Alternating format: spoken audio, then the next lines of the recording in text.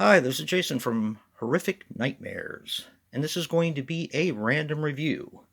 Today we're going to be talking about Exit Plan. I'm sure this looks familiar to those of you who watch What's in the Bag, Jay. Well, a little explanation. Like an asshole, I kind of jumped the gun on this one and didn't assume anyone voted for it because they hadn't in the weeks before. But Joe the Horror Man and Hobbs Horror actually voted for this, so I wanted to do a review on this because that's what they wanted. Yeah. Exit Plan is a 2019 film which runs approximately 90 minutes and is directed by Jonas Alexander Arnby. Now, these are going to be some tough names to pronounce for me. The director was responsible for When Animals Dream, which was actually recommended to me, I believe, by Jay Super Awesome, by Jack. I haven't gotten that one yet. I do want to watch that one because this movie was something. Yeah. He was also responsible for a couple of shorts. Now, I'm going to try to pronounce these names. Nikolaj Kostner Walpo, Walpo as Max. Tuva Novotny as Lark. And Robert Aramayo as Ari.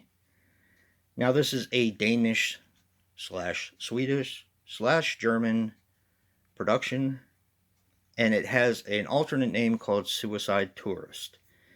And it grossed a whopping, and I know I say this as like sarcasm, but it grossed a whopping $3,955. But that was probably because it had a very, very limited run somewhere. So it's not just, I'm not busting on the movie per se, but yeah, didn't make a whole lot of money, but that's okay. This was a Dollar Tree movie that I picked up, and I wasn't really sure what to make of it. Of course, I read the front of it, I read the back of it somewhat, and it seemed like a horror movie. Some people are not going to take this as a horror movie, and this has very sensitive subject matter. So I know I put a warning on my title, but please, if you are very sensitive by suicide, cancer, stuff like that, you probably shouldn't watch this. This is a tough movie. I had a really hard time with this one. This is a story about Max. And the reason why Joe actually wanted me to review this is because he was in Game of Thrones along with one of the other castmates, the guy that plays Ari. They were both in Game of Thrones together. Um, this is a story about Max. Max is our main character, and I guess he's feeling a little off. And you kind of gather why in bits and pieces. What it turns out is Max has a tumor growing in his brain that is getting bigger. Now we open up with Max's birthday. His wife buys him a trip on a safari. And you would think Max would be really, really psyched for this trip.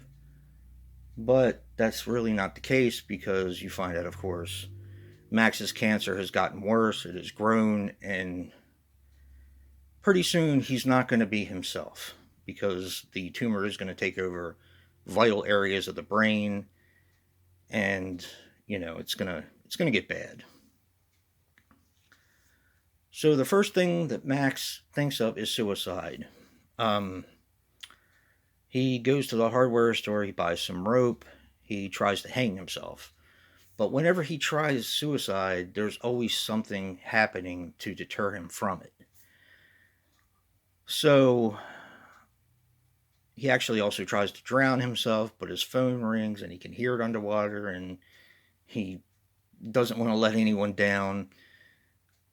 So he answers the phone. So there's always something kind of talking him out of suicide in his mind. Now, oddly enough, he is also an insurance agent, and one of his customers is a woman whose husband disappeared, but they're not able to pay the life insurance I guess, the premium that they were supposed to get because there was no proof of his death.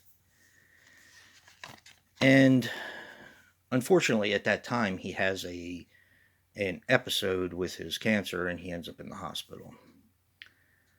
He passes out at work. So he's actually phoned by the same woman maybe a few days later, and she says that she has proof that her husband is dead. So he goes over to her apartment and he views this computer message that is from this place called Aurora. And it is her husband saying that I am going to take my life. I love you, so on and so forth. And this is, so you understand what's going on. Well, that gives Max an idea. Since he's not able to perform suicide himself, he wants to go to this place called Aurora that he does research on that assists in suicide. I'm going to leave it there. There is so much more to this film, and it was a really tough film for me to watch. And don't mistake it, this is a horror film. The subject matter, in my opinion, is enough for a horror film because I've been through stuff like this. I've been through cancer. I have wished that the morning would never come for me because of being in so much pain, and it was a hard watch for me. It was a very hard watch, and that's what horror basically is. It's a little bit different for everyone. Certain things trigger people in different ways. I had mentioned a movie that I reviewed not this past year but the year before for the 31 Days of Horror, a movie called Dementia, which actually didn't really get many views, but it was an amazing film, but it was so hard for me to watch. Yeah. Anyway, so that's why this film really kind of triggered me and was horror for me. Probably wouldn't be for a lot of people who haven't been through this, but it was horror for me. But then, later on in the film, with like 20 minutes left, it does actually become a horror movie.